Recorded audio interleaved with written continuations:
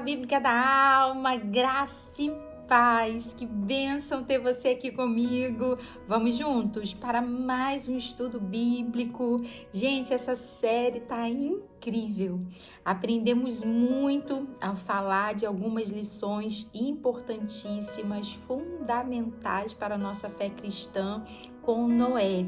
E hoje vamos ver um pouquinho sobre os descendentes dele. E, queridos, como que ficou essa geração? Porque não foi fácil e nós vamos entender justamente o porquê chegamos a Babel, representação da nossa aí, infelizmente, Babilônia, querido. Olha, aquela natureza carnal, aquele governo humano. Então vamos juntinho dar essa caminhada para a gente poder refletir, para a gente poder aprender e educar a nossa alma com a palavra de Deus, querido. Se estamos aqui, é para o Espírito Santo falar aos nossos corações exatamente o que nós devemos, queridos, fazer. Por isso que nós precisamos dessa instrução, por isso que precisamos estar estudando diariamente a palavra, porque nela nós vamos discernir a orientação de Deus. E com essas pessoas que passaram todo um processo e nos deixaram um legado incrível para que a gente possa estar aprendendo hoje. Amém, gente? Quando a gente fala sobre a Torre de Babel, olha, os ensinamentos são para hoje, para mim e para você aprendermos esse lugar tão nocivo, querido, né? Tão destrutivo que foi todo esse processo da construção.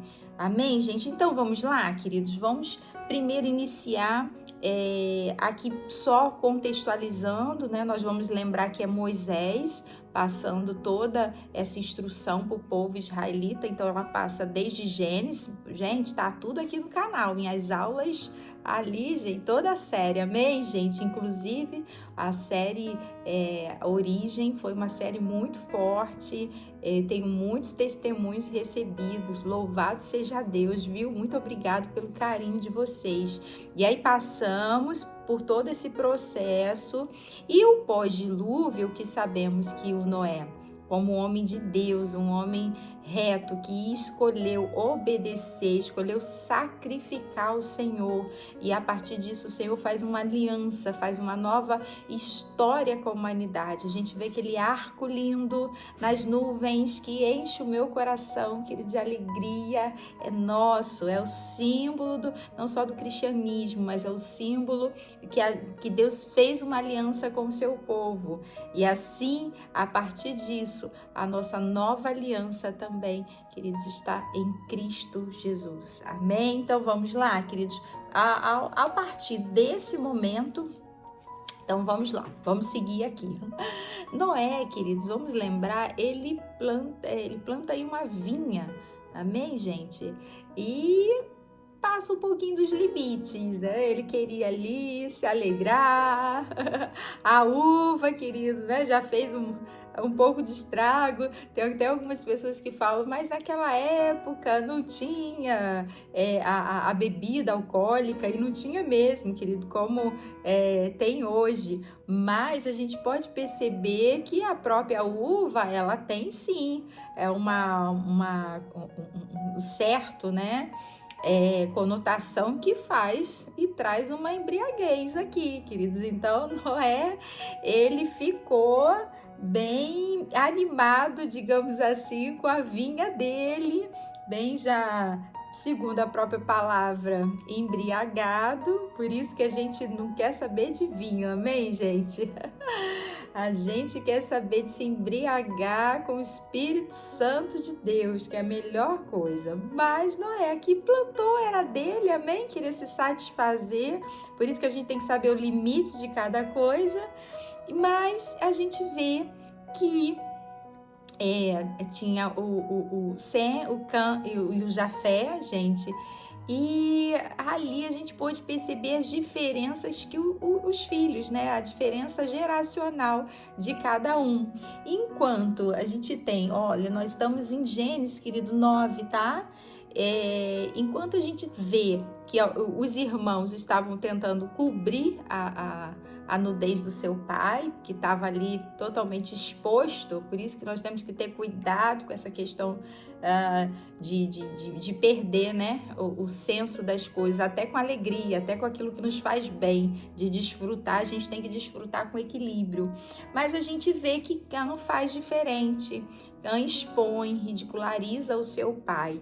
E a partir daí, querido, vem um princípio fundamental. Eu creio que agora a gente pode começar o nosso estudo, só contextualizando um pouquinho dentro desse início.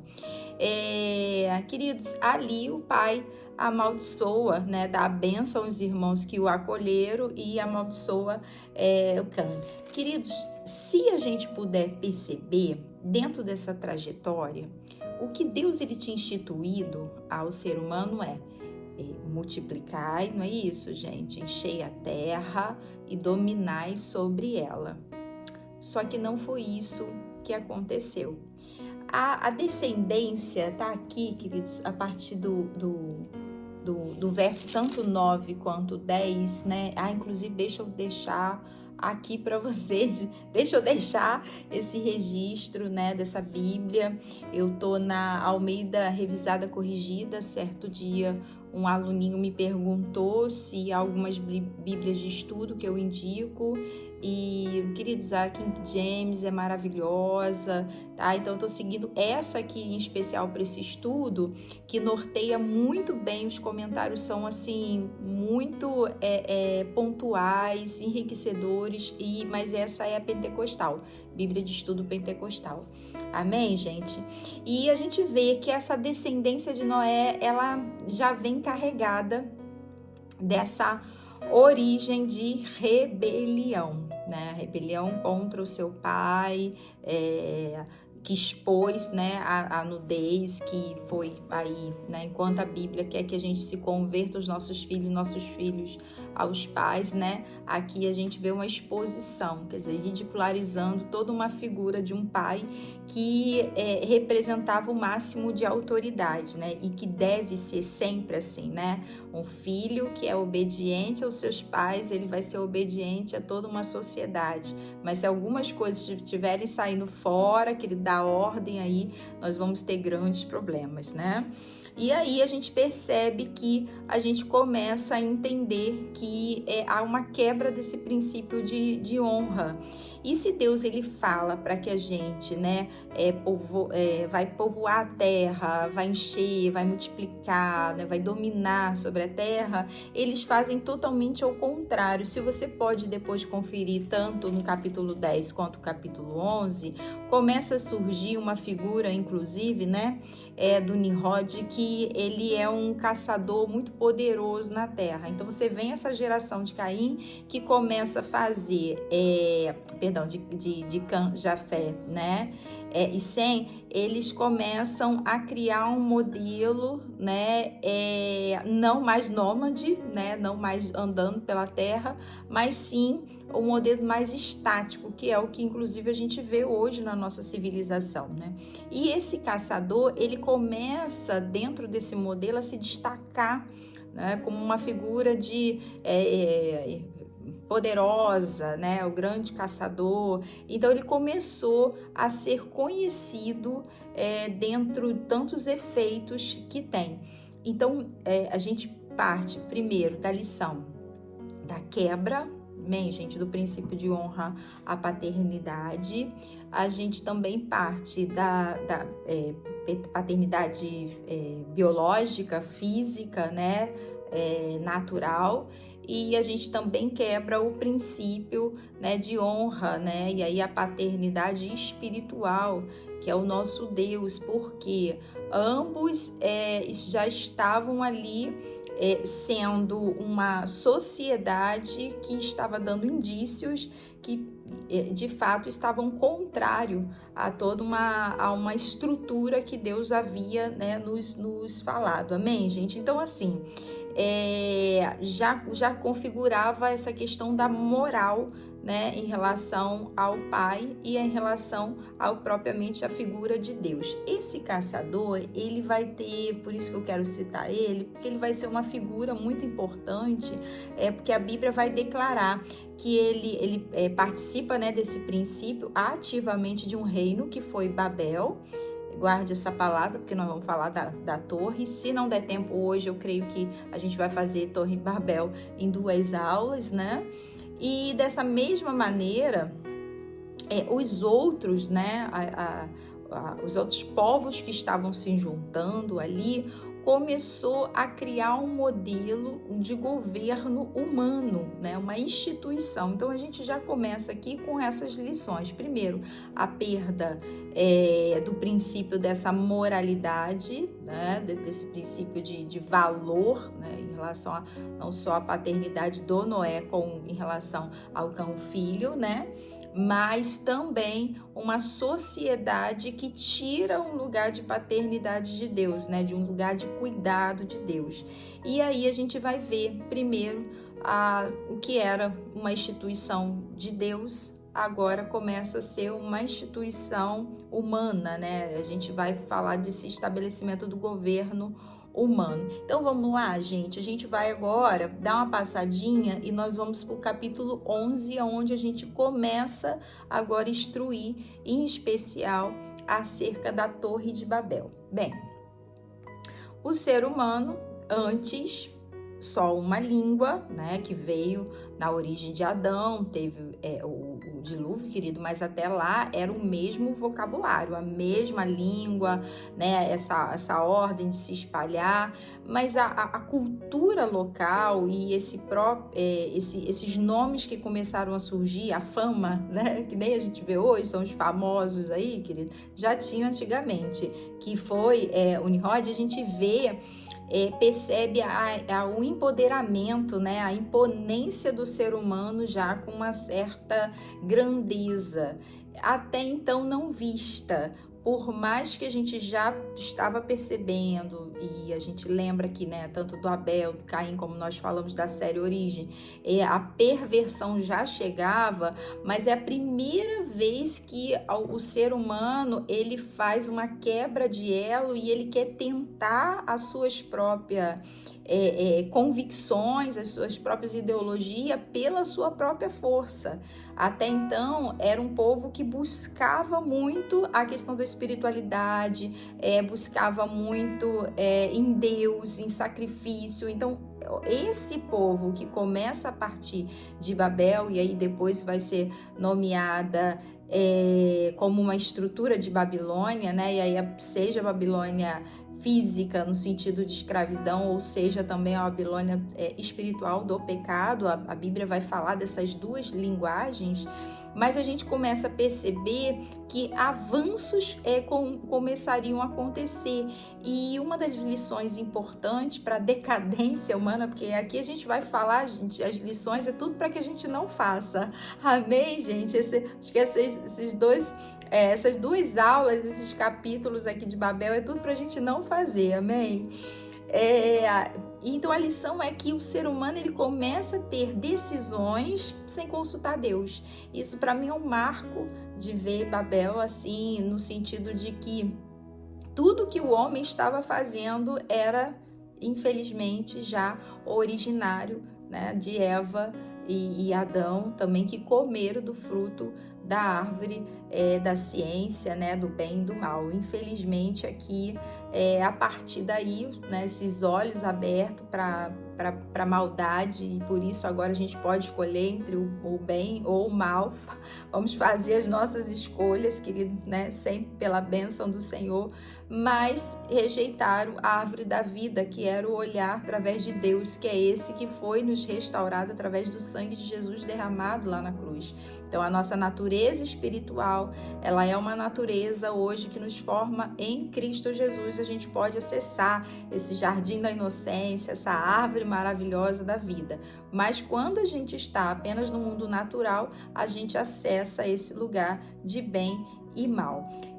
Então, é um marco, né, essa decisão própria do ser humano. E o que acontece, né? Eles não fizeram uma parte que era multiplicar e se espalhar pela terra, mas eles fizeram a segunda parte, que é o que o homem gosta muito.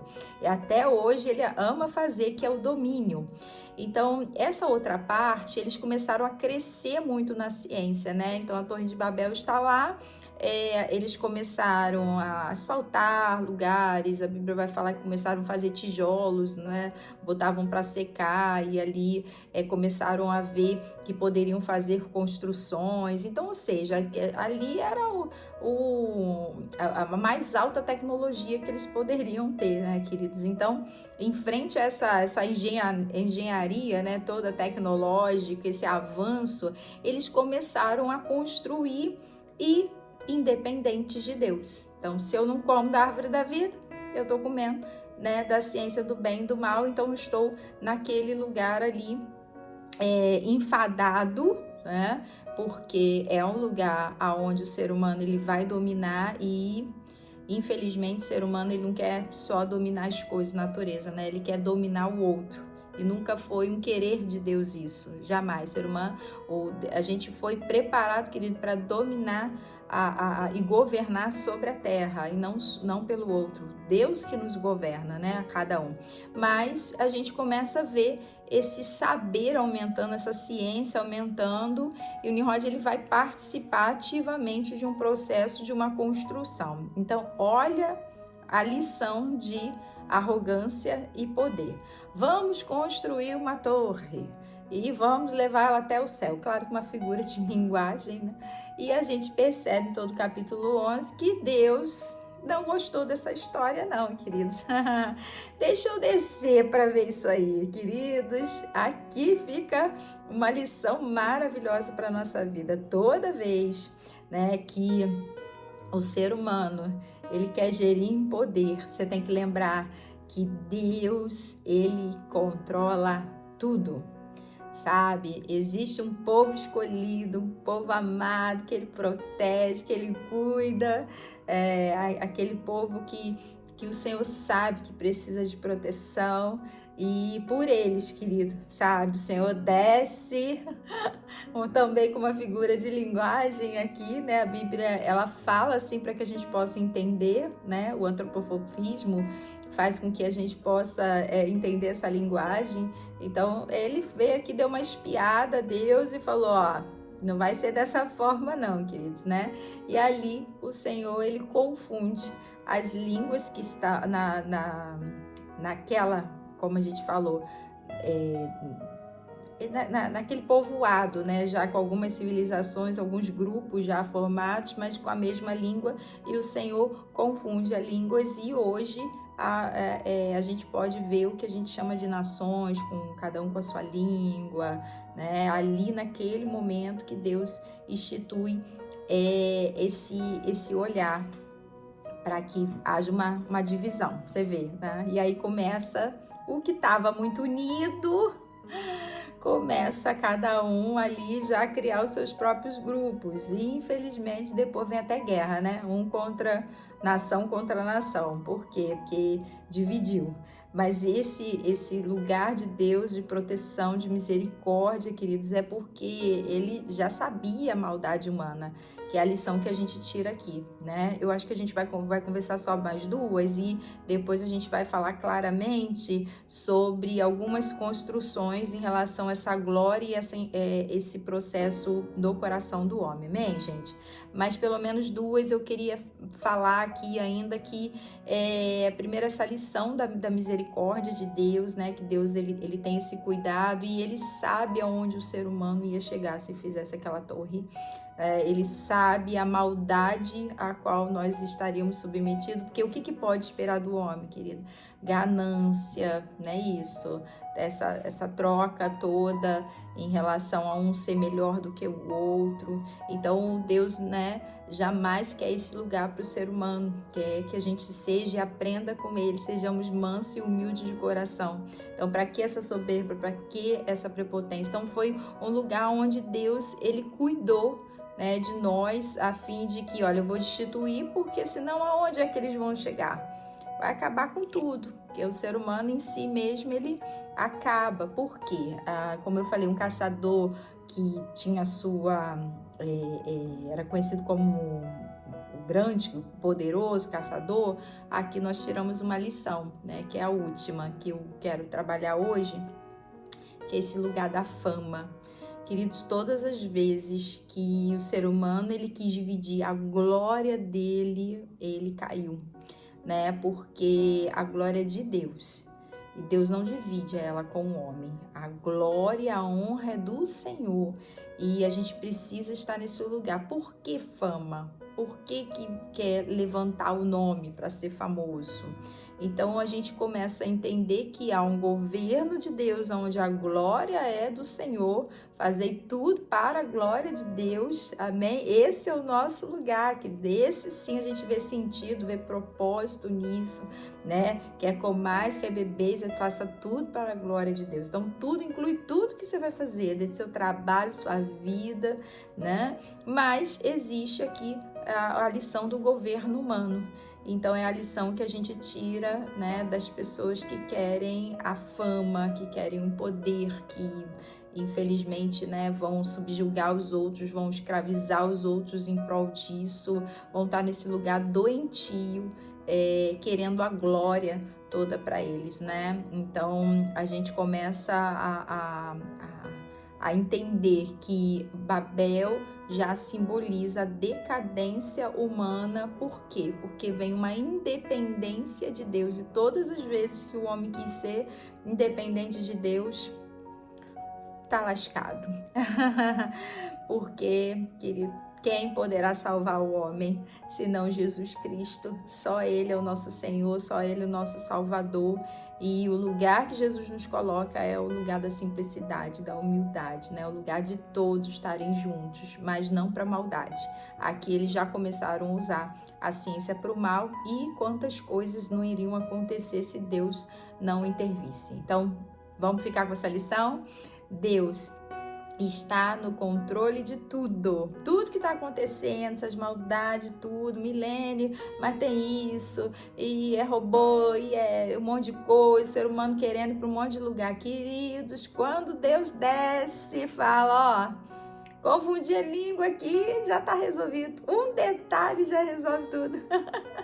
E ele já tinha prometido a Noé, não vou exterminar não, porque olha, se a gente fosse Deus, querido, misericórdia, ia falar, não, peraí, deixa eu voltar atrás na minha palavra.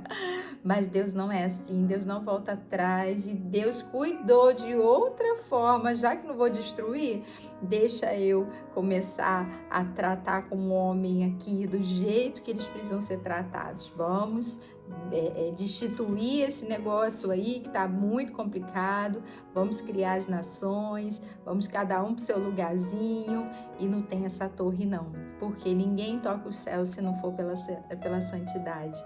Amém, gente? Então, jamais o ser humano vai ter. Então, a gente já institui essas lições preciosas aqui. E aí? A instituição é divina? É de Deus? O governo é dele? Ou é um governo humano? No governo de Deus, a glória é dele. No governo humano, de Babel, que é isso que a gente vê hoje, homens prepotentes, arrogantes, famosos, cheios de poder, de dinheiro, com a glória humana. Amém, gente? A gente fica na primeira parte. Ô, glória! A gente fica dando glória a Ele, queridos. Amém, gente? Então, amanhã a gente finaliza com essa intenção, esse olhar de Deus no controle de todas as coisas. Amém? Então, te espero lá e a gente vai juntinho conversar sobre isso. Tchau, tchau, gente. Até!